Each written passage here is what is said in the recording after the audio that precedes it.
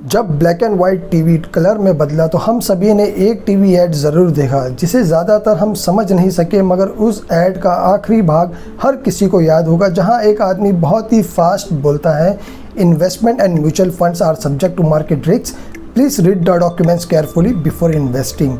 मगर किसी भी भाई ने ऐड में विस्तार में नहीं समझाया कि म्यूचुअल फ़ंड होता क्या है और काम कैसे करता है। तो चलिए समझते हैं कि म्यूचुअल फ़ंड किस तरह से होता है और कैसा काम करता है। मगर इससे पहले थोड़ा इन्फ्लेशन को जान लेते हैं। इन्फ्लेशन यानी कि महंगाई दर। अब महंगाई दर होता क्या है? अगर लास्ट साल की अगर आप बात करें तो साल 2021 की जो रिपोर्ट थी उसका जो इन्फ्लेशन रेट था वो 7.5% था। अब ये महंगाई दर काम किस तरह से करती है? फ़र्ज़ कर लीजिए कि आपका जो मंथली एक्सपेंस है, जहाँ पे आप अपने घर का राशन, बच्चों की स्कूल फ़ीस वगैरह, दूध की फ़ीस, न्यूज़पेपर फ़ीस, सब मिला के जो आप टोटल एक्सपेंस करते हो वो है 10,000 रुपया। अब जैसे कि इन्फ्लेशन रेट 7.5% है, तो यानी कि अब तक जो आप 10,000 एक्सपेंस कर रहे थे मंथली, अब वो जो है, अब वो खर्चा आपका महीने का जो है 10,750 रुपया हो जाएगा।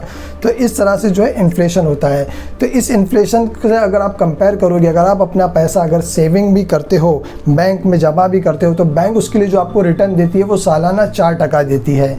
तो यानी कि आपका जो है महीने का जो आपको 4% आपका बैंक दे रही है आपके सेविंग पे, लेकिन हर साल जो महंगाई बढ़ रही है वो 7.5% बढ़ रही है।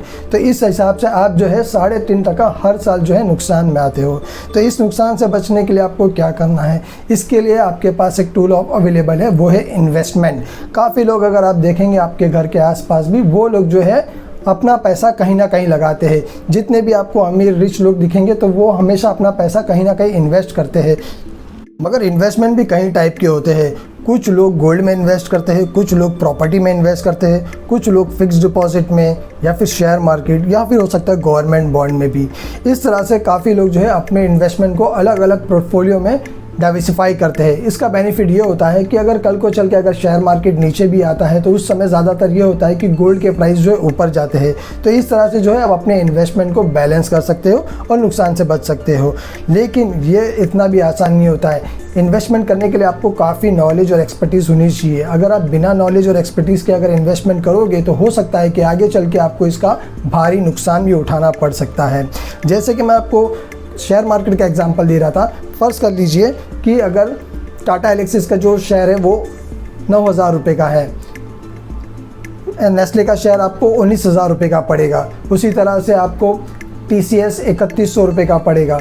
इस तरह से अगर आप 7-8 और भी शेयर्स ज्वाइन कर लेते हैं जिनकी कुल मिला के वैल्यू हो जाती है 50,000 रुपया। अब मेरे पास उतना पैसा तो अवेलेबल नहीं है कि मैं 50,000 इन सब में इन्वेस्ट कर सकूं, तो मैं किस तरह से इन सब कंपनियों में पैसे लगाऊंगा? इसके लिए हमें जो है म्यूचुअल फ़ंड की काफ़ी अच्छी मदद मिल जाती है। म्यूचुअल फ़ंड वाले क्या करते हैं, ये सारे 50,000 का शेयर खरीद लेते हैं और इन्हें जो है ये 100 हिस्सों में डिवाइड कर देते हैं। म्यूचुअल फ़ंड में जो है शेयर्स नहीं होता, वहाँ पे यूनिट्स होती है। तो जैसे कि 50,000 का शेयर जो है आपको 500 रुपया पर यूनिट पे पड़ जाती है। तो इस तरह से जो है आप अपने निवेश को जो है कम पैसे में आप काफ़ी सारे कंपनी में इन्वेस्ट कर सकते हो।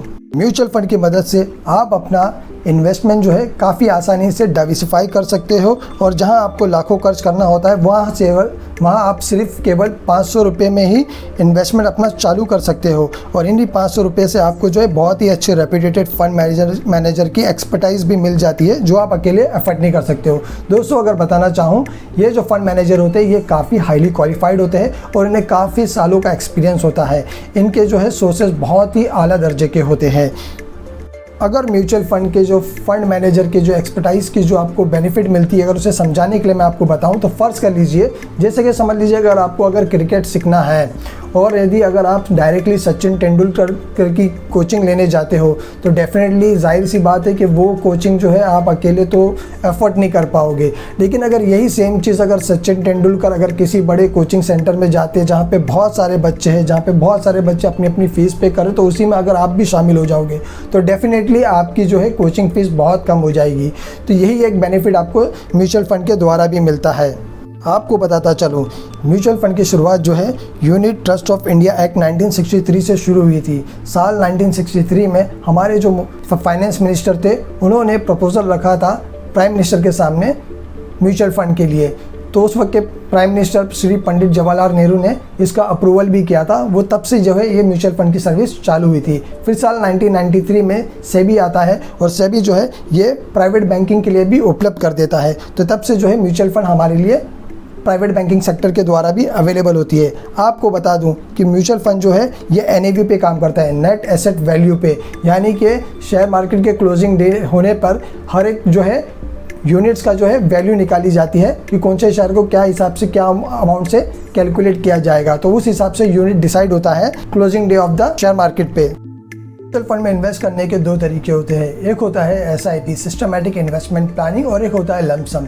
सिस्टमैटिक इन्वेस्टमेंट प्लानिंग में ये होता है कि आप हर महीने की एक डेट फिक्स कर सकते हो और एक अमाउंट फिक्स कर सकते हो, जो आपके अकाउंट से उतना अमाउंट जो है ऑटोमेटिकली म्यूचुअल फंड में इन्वेस्ट होता जाएगा।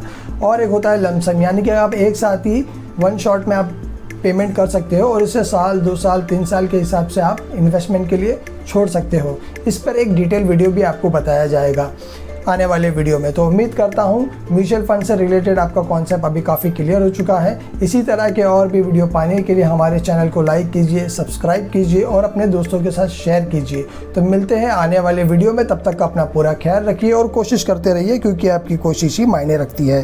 धन्यवाद।